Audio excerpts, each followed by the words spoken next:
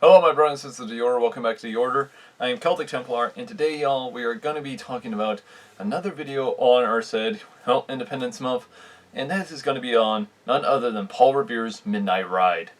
On the April 18th of 1775, before the first battles of the said American Revolution, Joseph Warren informed Paul Revere and William Dawes the King's troops were to embark from Boston, bound for Cambridge. The most likely objectives were to capture none other than Adams and Hancock. Revere was stated to have given simple orders, one if by land, two if by sea, which later became an infamous quote in history. And on that night, 2 lanterns were seen in the North Church of Charlestown. Revere was said to have crossed the Charles River by rowboat, slipping past HMS Somerset, without being noticed, safely landing in Charlestown. It was later stated he took a horse from Charleston, avoiding British patrols along the way, and warning every house along his way towards Lexington and Concord. Charleston colonists actually were later stated to have dispatched even their own additional riders to the north in order to form extra forms of militia. This would later give rise to the infamous form of the Midnight Ride. However, Revere would never complete the Midnight Ride, for he had been captured in the town of Lincoln, while Prescott and Dawes escaped and headed towards Concord. The actions of the Midnight Ride would later give rise and take place to the actions of Lexington and Concord. However, there are several parts in this form in history that we can easily understand from, well, our textbooks. For one, when we take a look at textbooks, they immediately state the following, that he actually was stated to have shouted, "The British are coming," that he did it alone. No. In such, there are many things about this. One, to the fact he was actually not alone in the matter.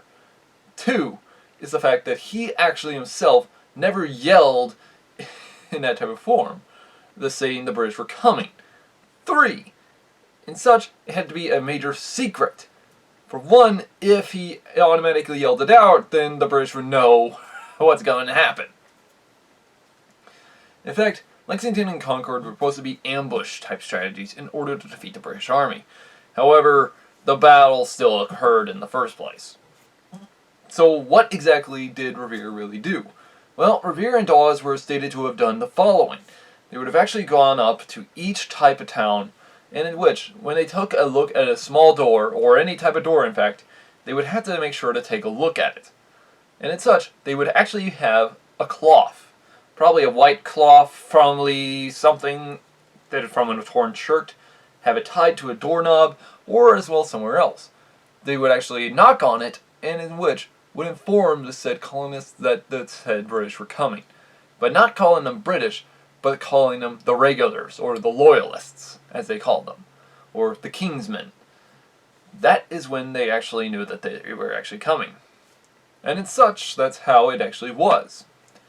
So, why do we get this infamous tale of how the British were coming?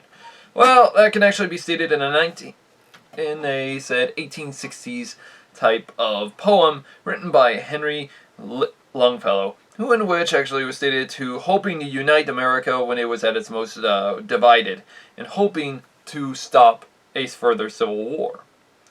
Or in this case, seeing that it was heading to civil war.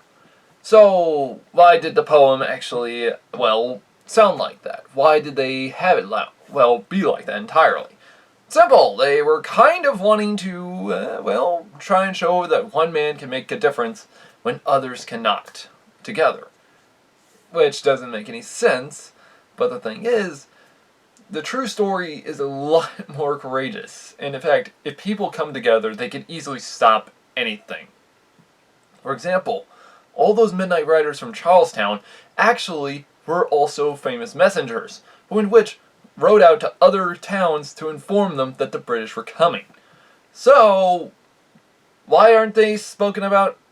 Well, I guess the poem didn't rhyme when it comes down to it.